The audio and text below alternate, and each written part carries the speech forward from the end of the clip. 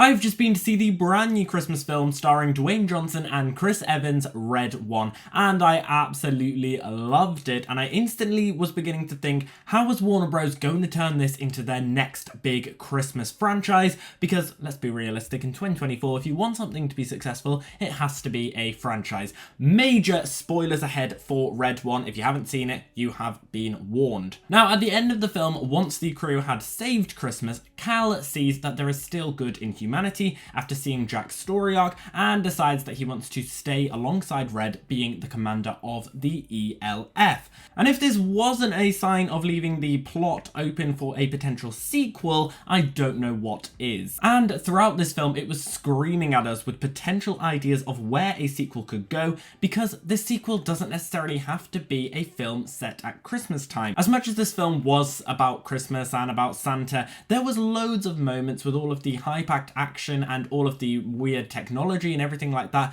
that did feel very un-Christmassy, and you could see this film set at another time period, not just Christmas, and that is where I think the sequel might go. The film introduced a world of humanity alongside mythological creatures, and what the ELF works for is the Mora, the mythological oversight and restoration authority. And so with that concept, we aren't just dealing with Christmas, we're dealing with any form of mythological creature. I mean, the film will also include ogres, the headless horseman, and so much more. And so I reckon we could see this sort of Rise of the Guardians type of franchise where we see lots of mythological creatures coming together, lots of well-known ones, like how in Rise of the Guardians you see Santa Claus, the Easter Bunny, the Tooth Fairy, all of these other mythological creatures teaming up. I reckon that's what this franchise could turn into. So I reckon if they did want to expand the franchise and make it more accessible, the next film could potentially be set at Easter and focus on the Easter Bunny. It could very much still include Red and Cal and all of the Christmas operations, because the Mora might recruit the ELF to go and help and save whatever has happened to the Easter Bunny. Or maybe the Easter Bunny has to come and help the ELF at Christmas time when there is another Christmas disaster. Now, the Easter Bunny is just one example, but like I say,